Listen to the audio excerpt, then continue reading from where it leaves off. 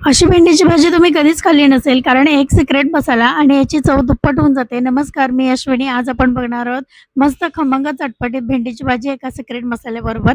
पटकन रेसिपी दाखवते. लसूण आहे, मिरच्या आहेत, कढीपत्ता, कोथिंबीर, कांदा बास इतकंसं लागणार आहे.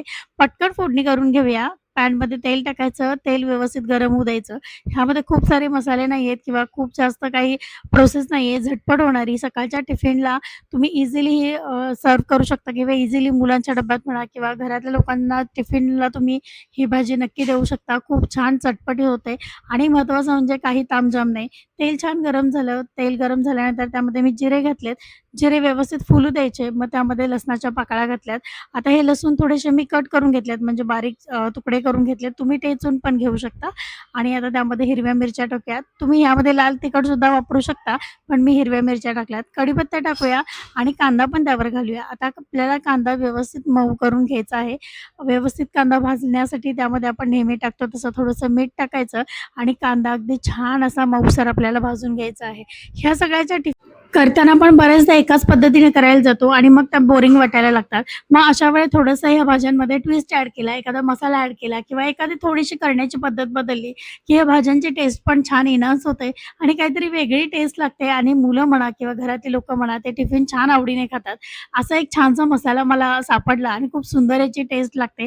तर तुम्ही बघू शकता. चला कांदा छान परतला गेलाय, लाल झालाय. आता ह्यामध्ये आपण टोमॅटो घालून घेऊया. टोमॅटो छान मऊ करायचा आपल्याला, टोमॅटो कच्चा ठेवू द्यायचा नाहीये. आता ही भेंडी जी आपण करणार आहोत ती करायला थोडा एक 5-1 मिनिटं किंवा 10-1 मिनिटं वेळ लागू शकतो. आपण ती वाफवणार आहोत चांगली, त्यामुळे थोडासा वेळ लागू शकतो. तुम्ही बघू शकता छान छोट्या-छोट्या आकारात ही भेंडी कट करून घेतली होती. तुम्ही याचे उभे-उभे पीस पण करू शकता. आता टोमॅटो छान मऊ झाल्यानंतर मी यामध्ये ही भेंडी टाकून घेतली. आता एक 5-1 मिनिटं गॅस मोठा ठेवायचा आणि भेंडी थोडी परतून घ्यायची आणि मग गॅस अगदी मीडियम फ्लेमवर ठेवून हे अगदी छान मुरू द्यायची आहे. आता ह्यामध्ये आत्ता सध्या तरी मी कोणतेच मसाले किंवा काहीच ॲड केलेलं नाहीये.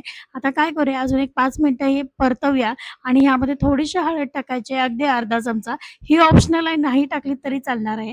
आता ह्यामध्ये अजून काय टाकायचं आहे तर धने पावडर टाकायची 1-2 चमचे आणि आता हे व्यवस्थित आपण मिक्स करूया आणि ह्यावर आपण झाकण ठेवायचं आणि हे छान मुरू द्यायचं.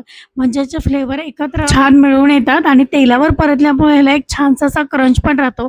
आता एक 2-3 मिनिटं परतल्यानंतर ह्यावर थोडंसं झाकण ठेवायचं आणि ह्याला आतमधून वाफ येऊ द्यायची, कारण भेंडीमध्ये आपण पाणी वगैरे घालत नाही, त्याला पाणी सुटतं आणि त्यामुळे थोडंसं आपण झाकण ठेवून त्या वाफेवर शिजवून घेऊया. मी झाकण खोलून बघितलं, थोडंसं अजून एक 2 मिनिटं आपल्याला हे परत एकदा झाकण ठेवून शिजवावी लागणार आहे. थोडीशी मला कच्ची वाटते आणि मग त्यानंतर आपण त्यात जो मसाला ॲड करायचा तो करणार आहोत. एक 2-3 मिनिटं मी अजून परतते. गॅस मीडियम फ्लेमवर आहे. आता परत मी झाकण ठेवलं होतं. आता काय करूया, एक 2 मिनिटानंतर परत खोलून बघू. छान आपली भेंडी शिजलेली आहे आणि आता मी जो तुम्हाला मसाला सांगते हा मॅगीचा मसाला आहे. मॅजिकचे साचे मिळतात छोटे-छोटे, त्यातला एक तो साचे मी त्यामध्ये वापरणार आहे.